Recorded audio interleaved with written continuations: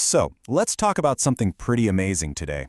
It's a story where history, art, and the friendship between two countries all come together in one single piece of music. It's all about a song, written for a general from a war that wrapped up nearly 75 years ago, and its power, well, it all starts with these words. Right? Those are the very first lines of the song. And it's not just a tribute. You can feel it's this deeply emotional statement. It connects one man's actions, his steps, to the very soul of an entire nation. So you gotta ask, who was this man, and what on earth did he do to inspire something so powerful? And yeah, that's the big question, isn't it? Why would a modern Korean artist, a painter no less, decide to write a song for an American general from a war that happened long before she was even born? What was so powerful about his legacy that it just had to be turned into music? Well, the answer comes down to one single, critical moment. To really get what inspired this incredible piece of art, we have to travel back in time, back to a moment of just absolute, utter desperation. Okay, so picture this. It's the Korean War, and hope is pretty much gone. The country is literally on the verge of collapsing. Everything, and I mean everything, is hanging by a thread. And in this darkest of hours, the fate of a whole nation ends up resting on the shoulders of one man, U.S. General Walton Walker. And what he did next, well, it would echo through history. This was his command: no more retreat.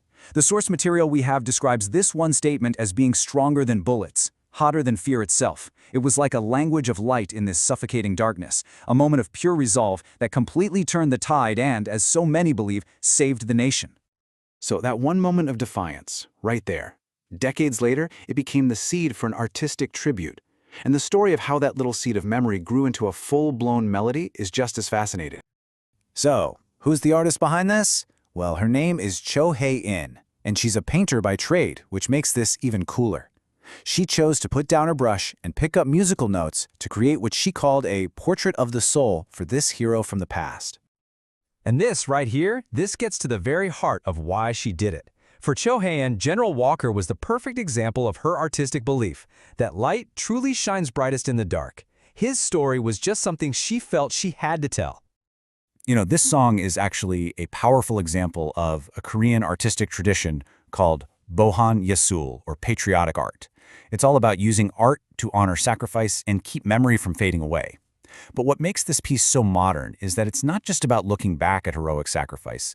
It's about translating that sacrifice into a message of peace and personal responsibility for the future, a legacy for all of us.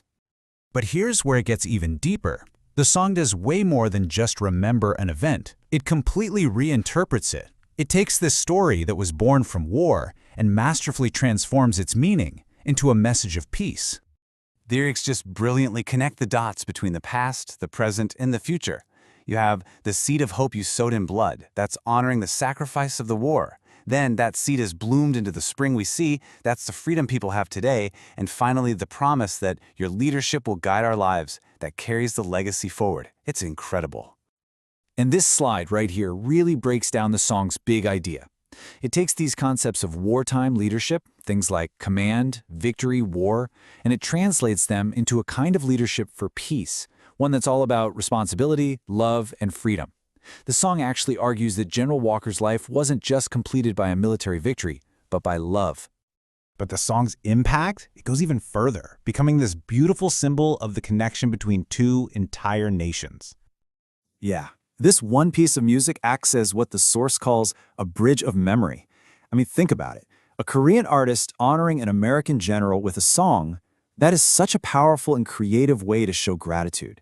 It's a testament to the shared history between the two countries.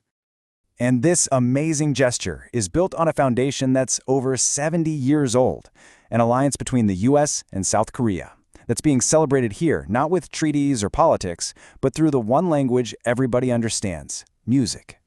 And really, who better to sum it all up than the artist herself? This was her ultimate goal. It's about transformation, taking a name that was forged in conflict and reframing it as a symbol of the peace that his sacrifice helped create. Just beautiful. So in the end, what we have is this incredible story about how one song can make sure a legacy doesn't just get stuck in the history books, but actually continues to live and breathe. And there's this one moment that just brings it all home, this incredibly touching detail.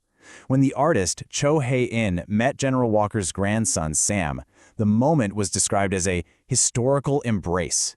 It's like a living connection across generations, all made possible by this one song.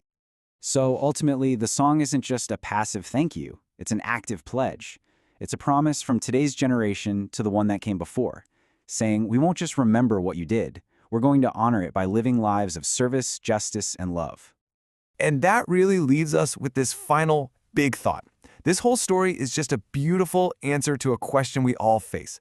It shows us that art, whether it's a song, a painting, or a poem, can be one of the most powerful tools we have to make sure that the sacrifices of the past don't just become dusty memories, but become living, breathing guides for our future.